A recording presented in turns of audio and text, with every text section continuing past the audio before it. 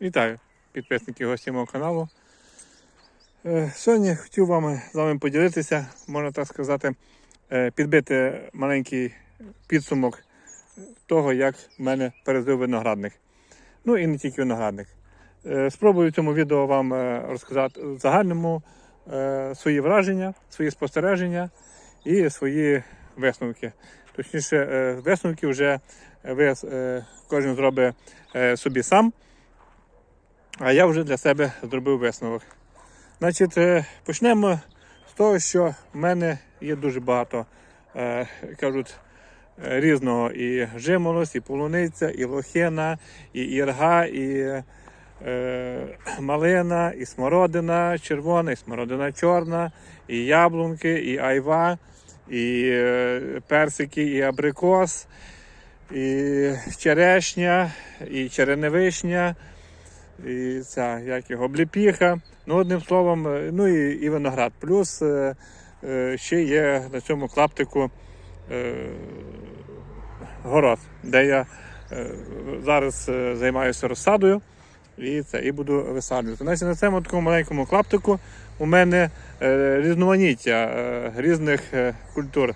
Звісно, тут нарушені всі принципи догляду і посадки на цій ділянці, але через те, що тут дещо було, а дещо я хотів свого посадити, я був змушений, так як хочеться попробувати, був змушений садити, де є місце. Тобто зараз, якщо б хотілося собі навіть якийсь кущик, навіть тої самої квітки посадити, в мене місця немає.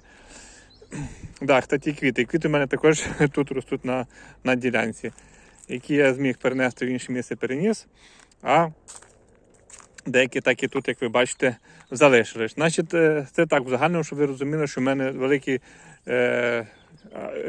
різноманітний асортимент різних культур.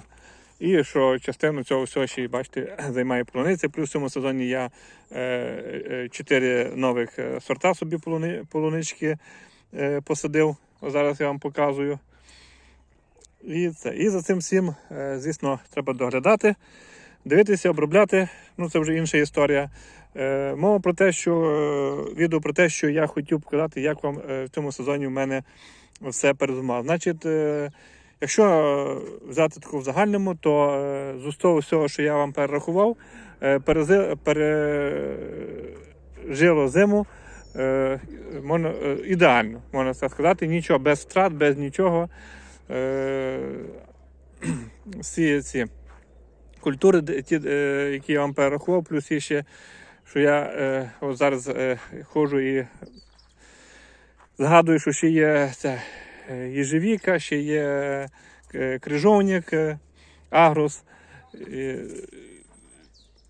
плюс слива ще, от зараз слива в мене цвіте.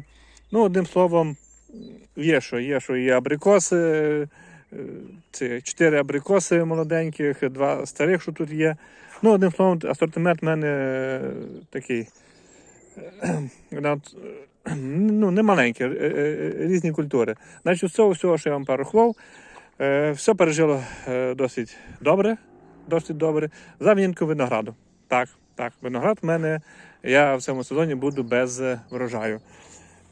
Висновок який? Чи потрібно вкривати? Ну, в загальному так, вкривати потрібно, але не просто вкривати, як багато хто говорить, вкривайте тільки однорічні лози, а й потрібно вкривати багаторічні лози, багаторічні рукави і голову цього куща також потрібно вкривати.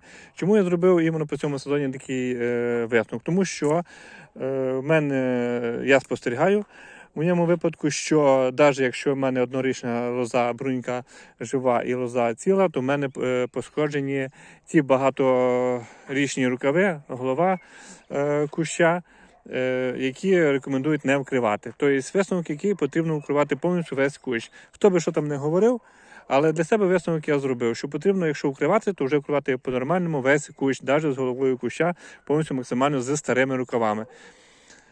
Можливо, комусь це і не потрібно, можливо, комусь вистачає тільки самі ці однорічні лози плодоношення вкривати, але я бачу і на майбутнє собі зробив такий висновок, що буду укривати, якщо буду укривати, неважно чим і неважно яким способом, то укривати весь кущ. Тому що в мене от практично всі кущі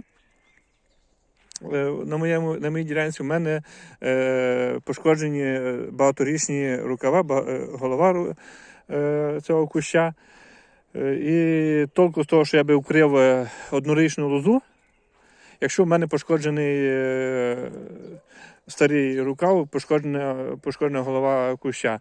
Тобто, я сенсу в цьому не бачу. Так що, якщо укривати, то укривати по-нормальному. Якщо нема можливості землею укривати, то укривати якимось матеріалом. Але в будь-якому випадку укривати потрібно. Я це зрозумів, і ця зима в цьому сезоні мені показала.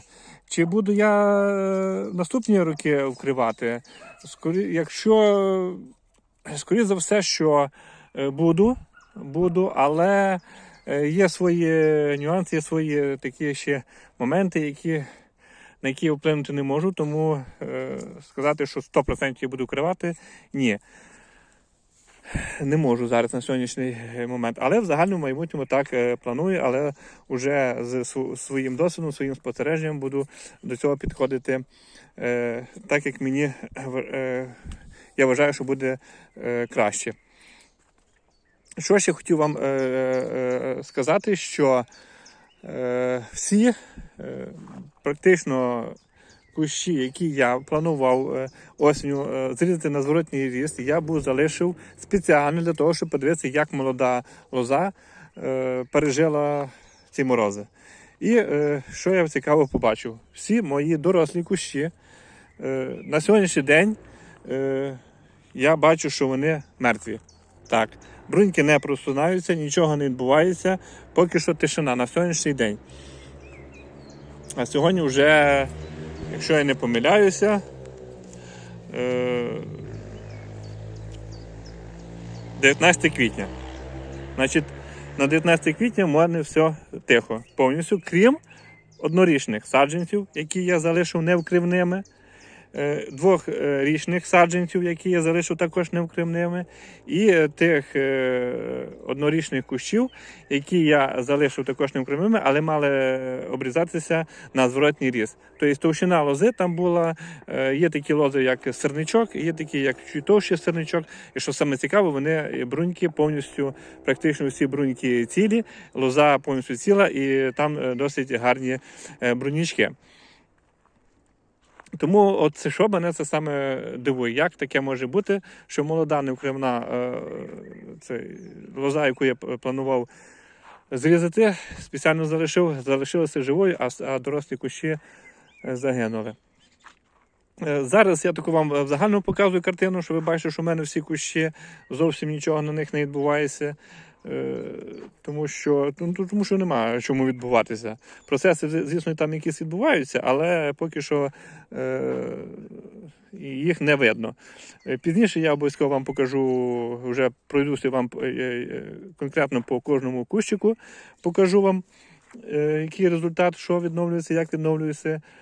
Були такі в мене кущі, які я планував, були під питанням, я планував їх видалити, але, скоріше за все, що питання автоматично знялося, вони самі себе видалилися і просто прийдеться підсадити інші кущі на їхнє місце.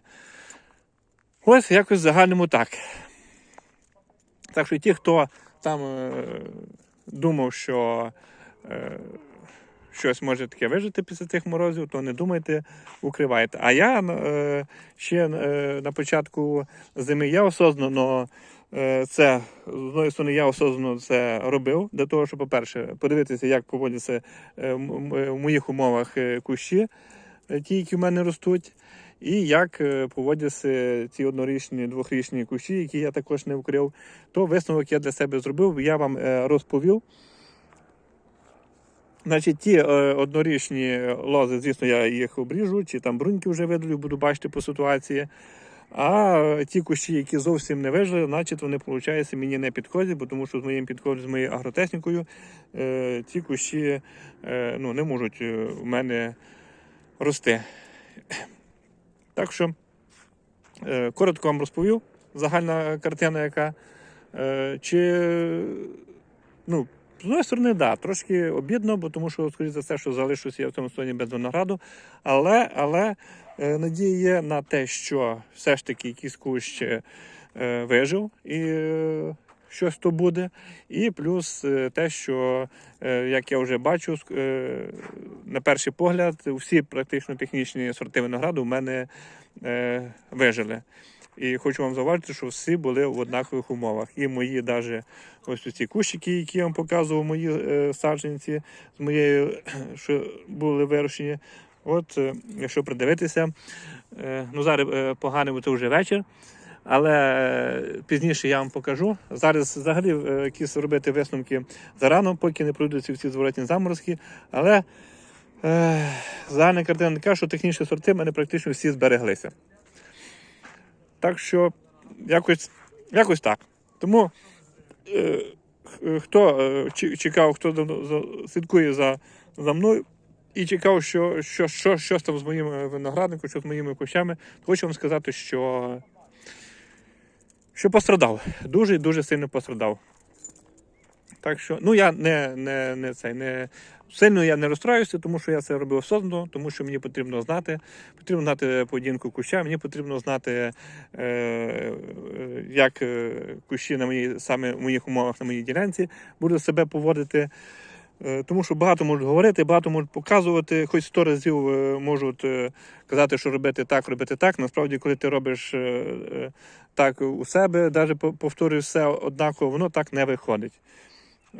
Свій досвід є свій досвід, і свої умови, і своя ділянка, і своя земля, і мікроклімат, який у мене на ділянці, воно своє робить і воно своє показує, як воно і що воно. Тому дивитися і слухати можна всіх, а робити по-своєму, бо тому що той, хто розказує, показує, він не знає, які обставини, він не знає, яка земля, яка мікроклімат, і взагалі, які, наприклад, кущі ростуть на тій чи іншій ділянці. Плюс ці всі розмови про те, що виноград і кущ витримує до стільки-то морозів, то це все, кажуть, я вважаю, що це умовні цифри, тому що на моїй ділянці саме більший мінус одну ніч було мінус 21. І ось, а решта все було мінус 18, мінус 19. Так що так, якщо коротко. Все, пізніше я вам покажу, коли вже буде якась вегетація, коли будуть зелені пагони. Пізніше вам покажу, розкажу. Прийдемося конкретно вже чисто по винограду, бо це так в загальному. І тоді вже можна буде зробити заключення всьому. Зараз на ділянці я добився того, що я дуже сильно хотів. Це чиста ділянка без бур'янів. Це я тут в мене насіялися сидирати. Тут я посіяв сидирату, щоб ви не думали, що це бурянчики, бо будуть казати, що от буряни ростять на городі. Ні, буряна, слава Богу, немає. Мені, щоб знайти бурян, то треба ще постаратися на цій ділянці знайти бурян. Це все, завдяки цьому підтримка чорного пару на цій ділянці. Ну, а сидирати, так як я не використовую жодних піджив, я вирішив піти по шляху сидиратами, тому що поки я не знаю склад, який має склад землі, то вносити якісь поживні підживи, я вважаю, що це досить нераціональний підхід, бо тому що, можливо, у мене на моїй ділянці є вдосталь тих чи інших поживних речовин, тих мікро- і макроелементів, чи то фосфору, то самого калію, а я буду його знову вносити, і толку з того не буде. Так що потрібно зробити спочатку аналіз для того, щоб знати, що підживляти, чим підживляти і взагалі для чого це все підживляти. Ну ось тако коротенько вам розповів. На цьому буду завершувати. Слідкуйте за моїм каналом. Обов'язково я вам в майбутньому покажу і розкажу. Буду все показувати, як є.